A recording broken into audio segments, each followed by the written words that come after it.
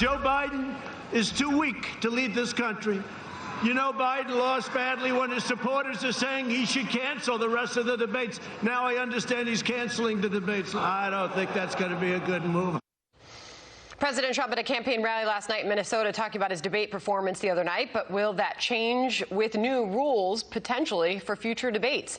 The Commission on Presidential Debates saying it sponsors the events for the benefit of the American electorate. And the first debate made it clear that additional structures should be added to the remaining presidential debates to ensure a more orderly discussion of the issues. Ronna McDaniel chairs the Republican National Committee and joins us now. Just to be clear, after we heard the president's comments there, the Biden camp has responded and said that there's no intention on their part to bow out of the next debate or any of the future debates. Two more left. But Ronna, what changes, you've had a chance to think about this, would the RNC and the Trump campaign commit to or support on the part of potential structural changes by the commission? Well, I don't think the commission could make or should make any changes without support of the Trump campaign and the candidates. They agreed to certain parameters. They don't get to change those in the middle of the game, as the campaign has said.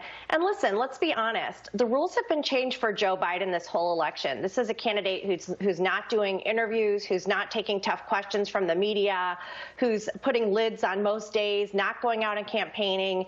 And that debate is the first opportunity we had to actually make sure that Joe Biden answered tough questions, and he still got away without asking tough questions. Thank goodness President Trump went after him, because otherwise Joe Biden's going to get through this whole election without answering, is he going to stack the Supreme Court? Are you going to raise taxes on 80% of American families? Do you support the Green New Deal?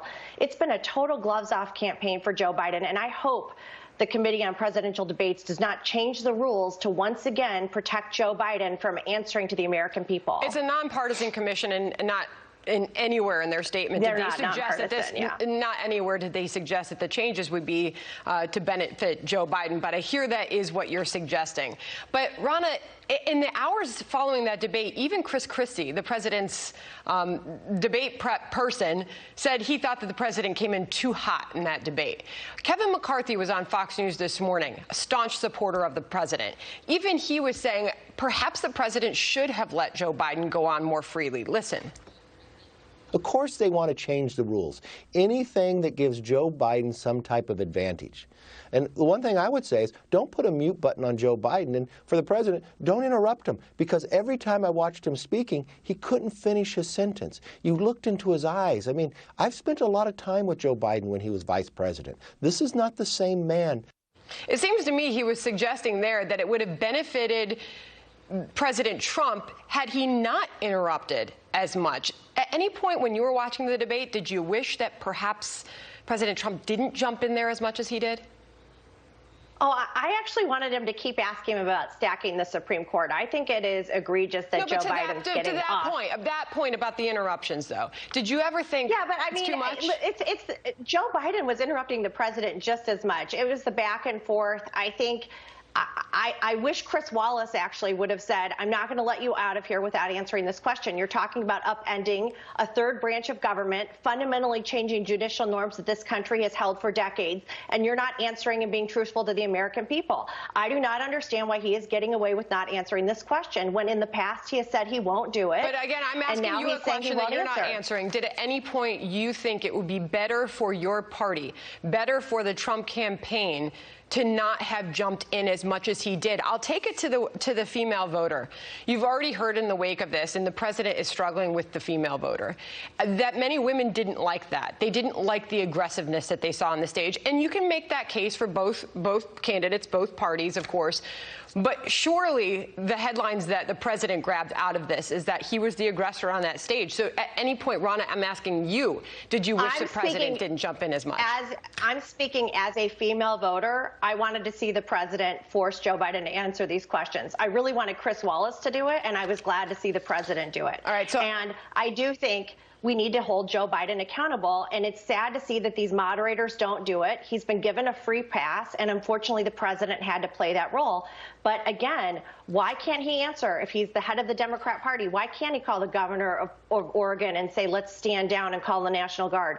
Why can't he say whether he supports law and order? Why can't he name any law group that supports him. So the president was the aggressor, absolutely, because nobody else is asking Joe Biden these tough questions. Okay, got it. So here's the Washington Post article to back up what I was just bringing up. Trump's debate performance, it writes, shows why he's doing so poorly with female voters. And you have seen this in the polls, of course, Rana. In fact, it writes women, a demographic with which Trump has struggled since the 2016 campaign, are projected to make up the majority of voters this fall. And there was not much in his performance during the first presidential debate that seems likely to appeal to them.